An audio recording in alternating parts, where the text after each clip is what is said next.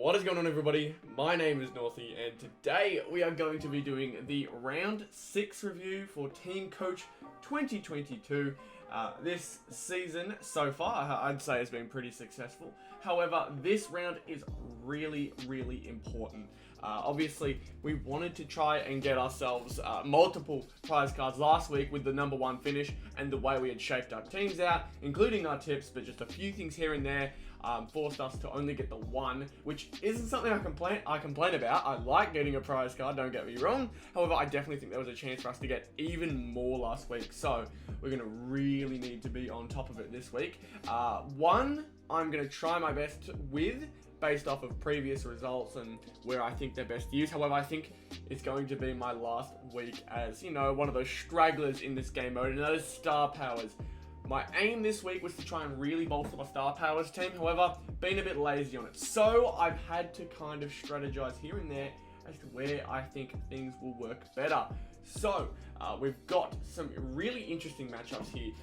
Obviously, Hero, Brody Grundy, team star powers isn't really one that I'm super keen with, especially considering Grundy's recent form has been quite lackluster. Little disposals, he gets hitouts, but not much more than that. He didn't get any marks or tackles last week, as you can see here. 0 marks. He got 26 hitouts, but hitouts are even less points this season, and only the 14 disposals, and he didn't get any tackles either, as I mentioned previously. He was a pretty one-dimensional player. Hopefully that'll change for him this week for his sake. Obviously, Collingwood with a few questions around their team at the moment, so hopefully Grundy can perform in this coming week. Noah Anderson still remains one of my better cards here. Obviously only the 83 points, and Bailey Smith is available. Was looking for his team star power recently, so not being able to pick him up in time is a little unfortunate. And then the third team star power, that was the big question for myself.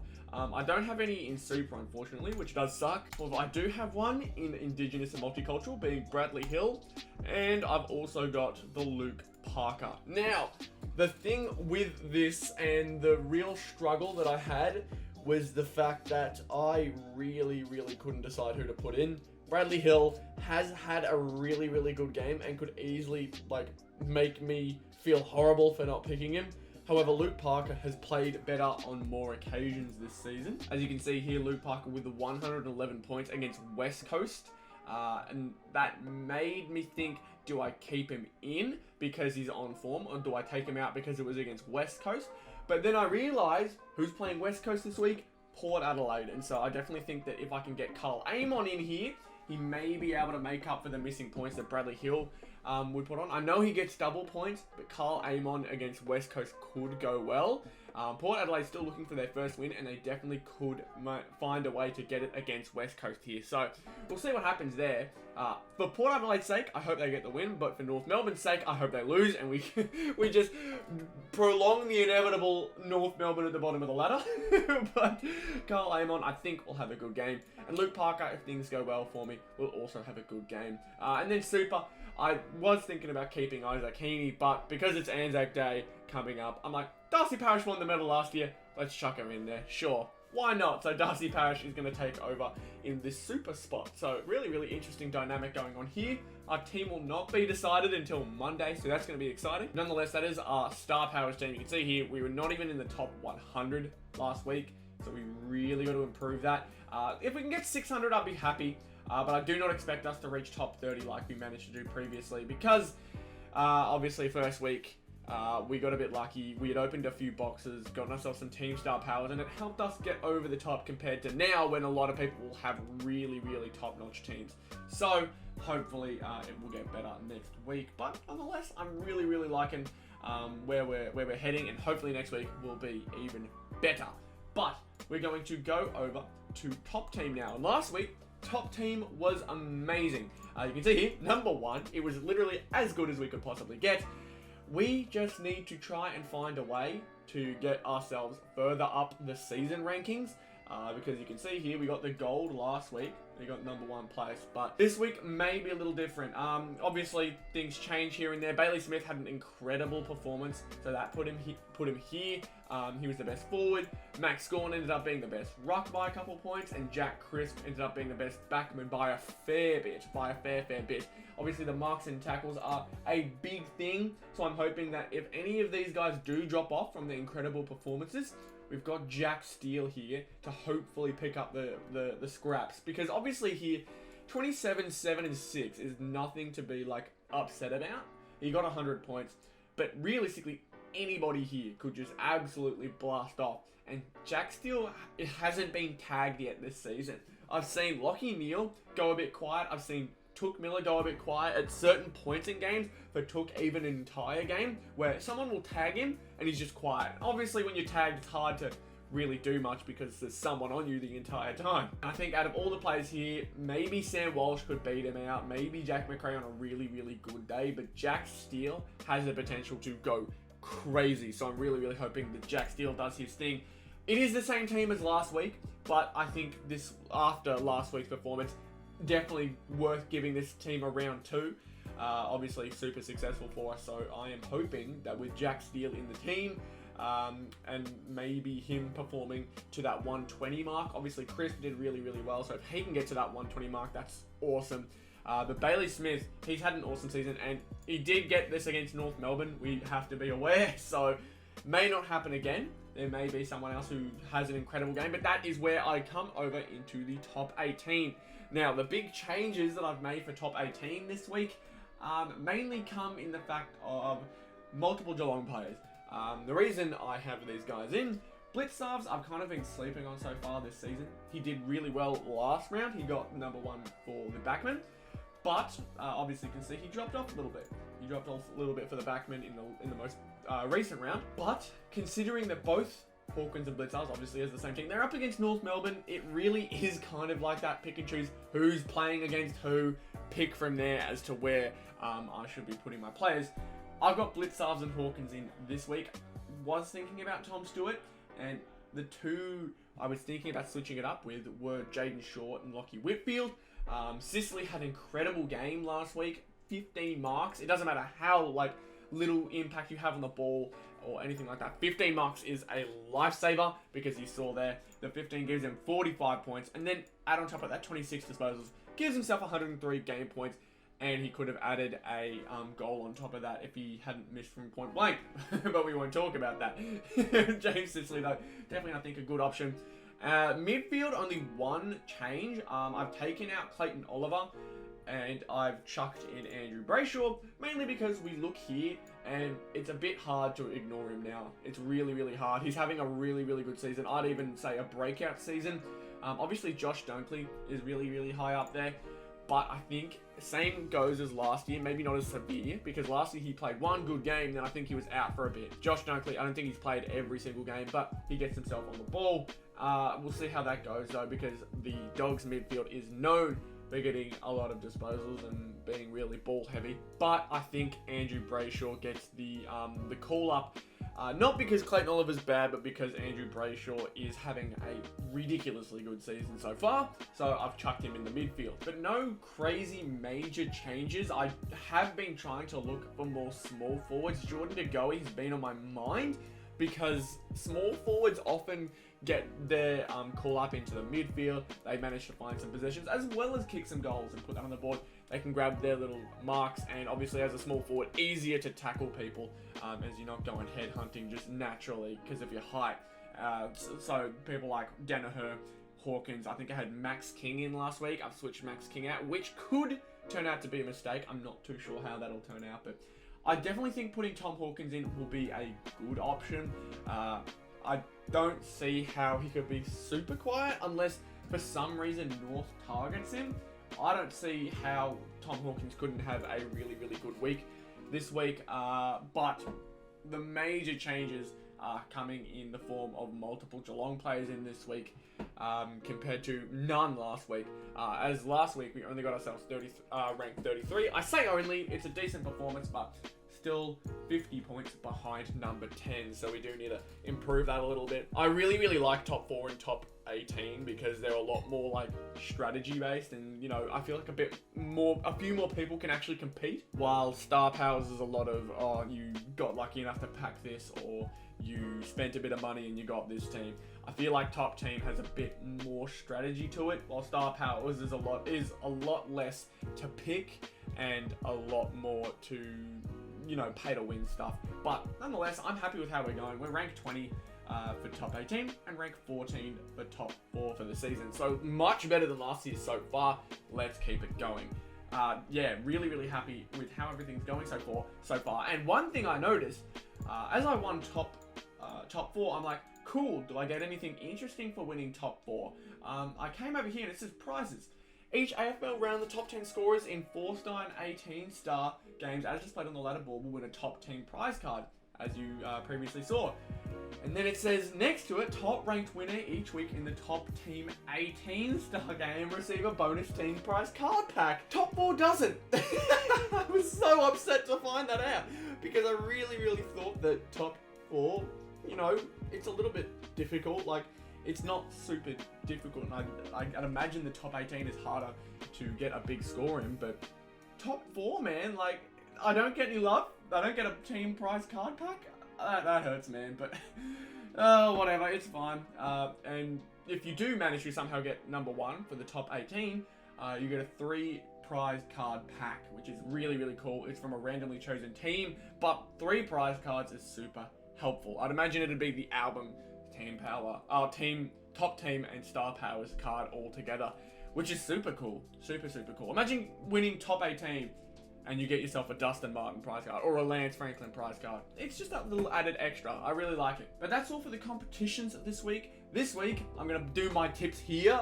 I haven't done them early in the week, which I probably should have if I was wanting to win a prize card. But, you know, it's tough enough trying to get 9 out of 9, so I don't think I'd be able to get that lucky. And this week's matchups are super difficult to work out.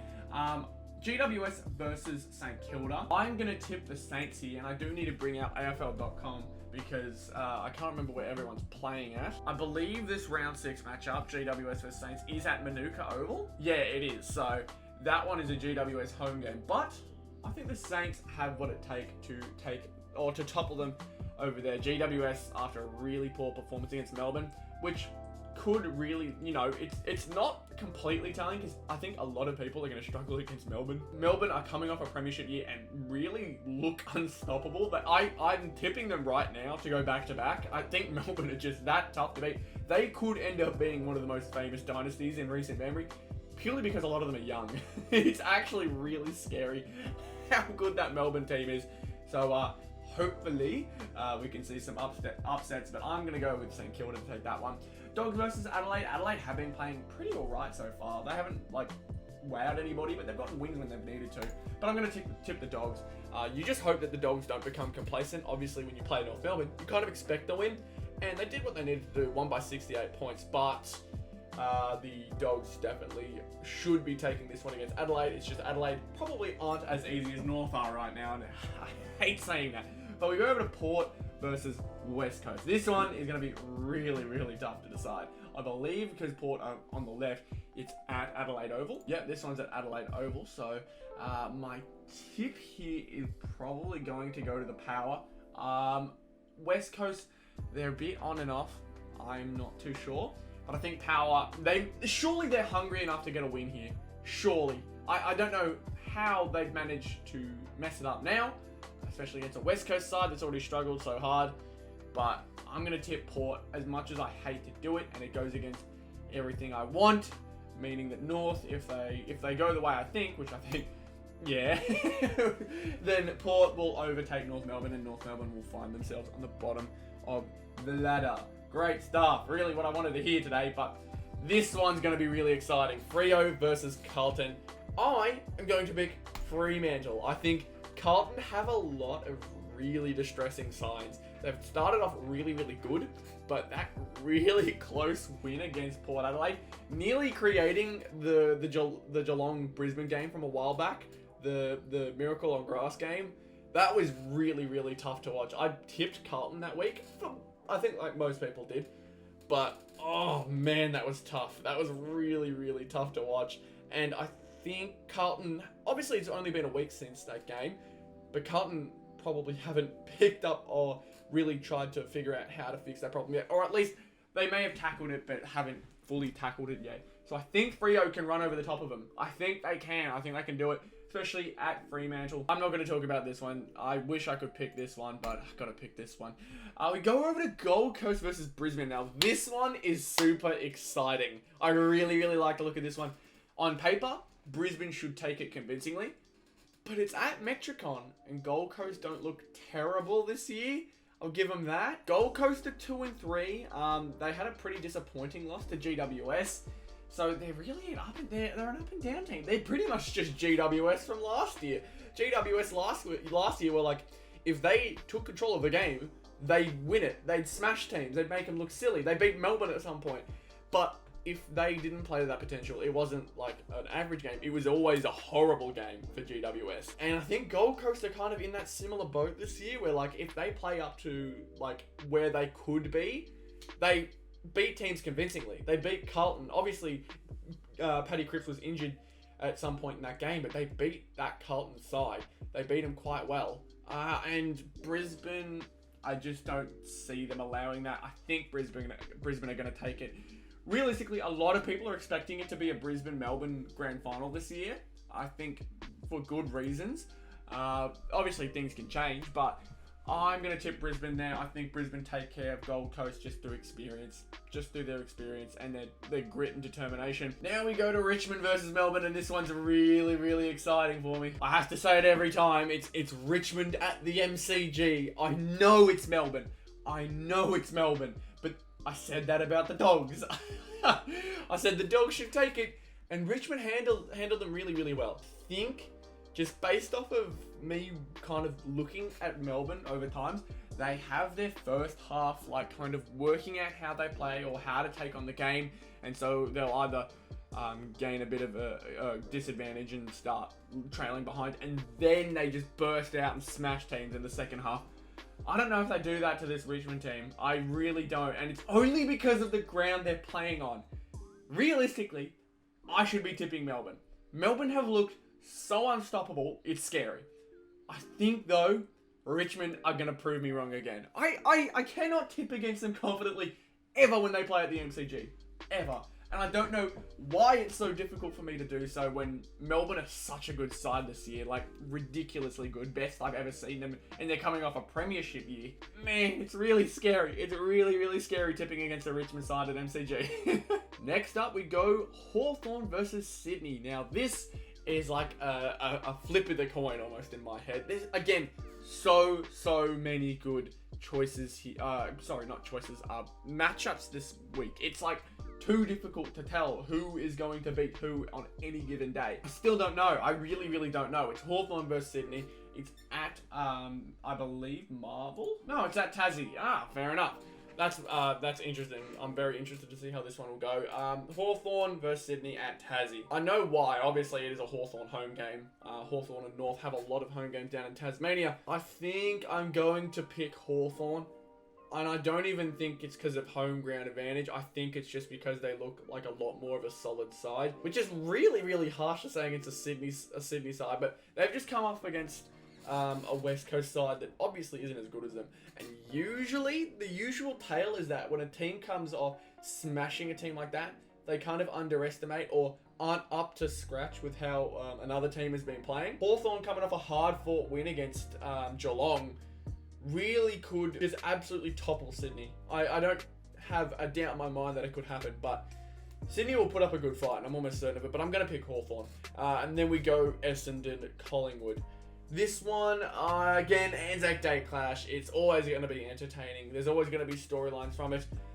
Oh, again, Essendon looked really, really scrappy, really bad on the game against Fremantle, but that is Fremantle. They kept it close in the first half, but just lost focus. I don't think it'll happen, obviously, for Anzac Day. I think such a prestigious game, they're not just going to kind of slow down, especially if they're going to be talking about it, I'd imagine, a lot in the lead up to this game. And then Collingwood, a lot of questions for Collingwood. A lot of them. They're two struggling sides. I'd probably say Essendon a bit more struggling. But I think Essendon should take it. I think Essendon will take it. And I'm not too sure why. But I'm going to say Essendon. I think after the week they had last week, they really need to take a look at themselves and push this Monday game. They really, really need it to play with confidence, because Collingwood, I think Essendon are better than Collingwood, but I just don't think Essendon have proved to themselves just yet that they are. But this Anzac Day game could change it. I'm not at all confident with my tips this week. If I get 9 out of 9, I'll be so surprised, but this is my tips. That's what I'm going to go with. And that is the end of the video. I hope you guys enjoyed this video. A lot to talk about, a lot to get excited about. Hopefully we can recreate the success we had in round 5 in round 6.